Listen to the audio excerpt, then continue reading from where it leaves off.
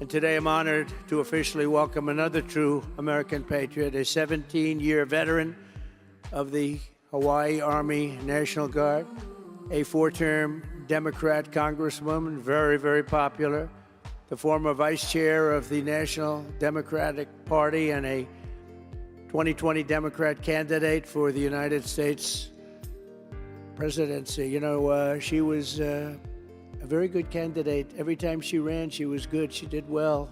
She decided to leave. She couldn't take it anymore, but she is very special. And I didn't know this, but she was a lieutenant colonel. That's not bad. Lieutenant colonel. Not bad. I didn't know that. You know, I just found out. I said, put it down. You got to put that down. That's bigger. That's better than all the other stuff I read. But no, she's a special person. She's got great common sense, great spirit. She loves our country, and she loves the people in this room. Tulsi Gabbard. Tulsi, please.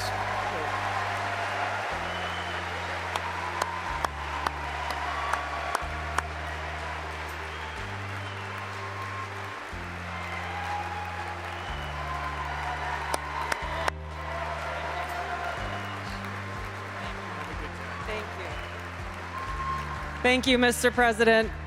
Aloha. I know we got Hawaii in the house here. There we go. It is a privilege to be here with all of you, my brothers and sisters in uniform, especially on this day of all days. I had the privilege of joining President Trump this morning at Arlington Cemetery, where he joined 2 Gold Star families and loved ones of Staff Sergeant Hoover and Sergeant G, both of whom were 2 of the 13 killed in the Abbey Gate attack 3 years ago today in Kabul. And I can tell you, as we were there, as he laid a wreath at the tomb of the unknown soldier, joining these Marines' loved ones, I felt the sorrow that he shared with them in their loss. I felt and saw his sincere appreciation for these servicemen and women who paid the ultimate price and their loved ones who continue to grieve to this day. This is personal for me, as I know it is for so many of you here. This is real. It's not just words. I first deployed to Iraq in 2005 with the Hawaii Army National Guard as a member of Charlie Med.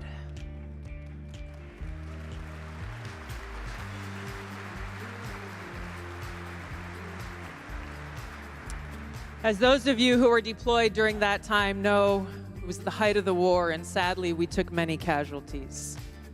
And every day we were confronted with that high human cost of war and that sadness as we boarded the plane when we left, that we were leaving some of our brothers and sisters behind, only to lose others when we got home to suicide. So I mean what I say when I share with you that I know that President Trump understands the grave responsibility that a president and commander-in-chief bears for every single one of our lives. Whether you're a soldier, you're an airman, a Marine, sailor, or a coastie, he keeps us in his heart in the decisions that he makes. We saw this through his first term in the presidency, when he not only didn't start any new wars, he took action to de-escalate and prevent wars. He exercised the courage that we expect from our commander-in-chief in exhausting all measures of diplomacy, having the courage to meet with adversaries, dictators, allies, and partners alike in the pursuit of peace, seeing war as a last resort. The truth is, as we head towards our decision as a country in November, the same cannot be said about Kamala Harris. In fact, the opposite is true, and we're living through this reality today as this administration has us facing multiple wars on multiple fronts and regions around the world, and closer to the brink of nuclear war than we ever have been before.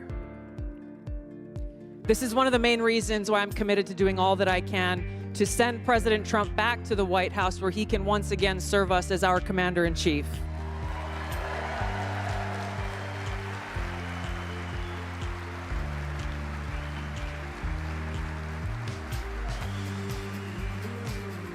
because I am confident that his first task will be to do the work to walk us back from the brink of war. We cannot be prosperous unless we are at peace. And we can't live free as long as we have a government that is retaliating against its political opponents and undermining our civil liberties, weaponizing our very institutions against those they deem as a threat. Kamala Harris has done this over the last 3.5 years. She won't hesitate to continue that if she is elected as president. President Trump has been their first and foremost target in this because they don't want us as voters to even have the option to vote for him. I've been their most recent target, added to a secret domestic terror watch list after exposing the truth about what kind of dangers we would face if Kamala Harris is elected as president.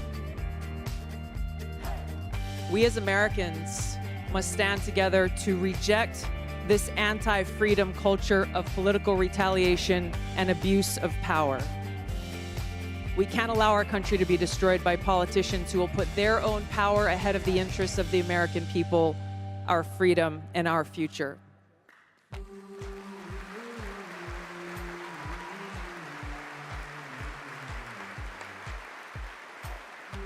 I am proud to stand here before you today, whether you're a Democrat, a Republican, or an independent. If you love our country, as I do, if you cherish peace and freedom as we do, I invite you to join me in doing all that we can to save our country and elect President Donald J. Trump and send him back to the White House to do the tough work of saving our country and serving the people. Thank you very much. Thank you very much, Mr. President.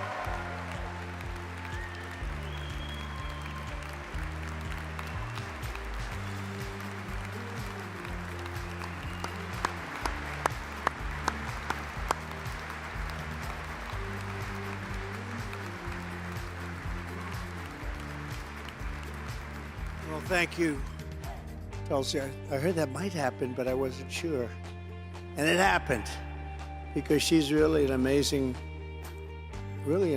person. So I look forward to working with Tulsi and everybody in this room, actually. And as Tulsi mentioned early this morning, Tulsi and I were at Arlington National Cemetery with the families of service members who lost their lives in the catastrophic withdrawal from Afghanistan. Not that we withdrew, but the way they did it.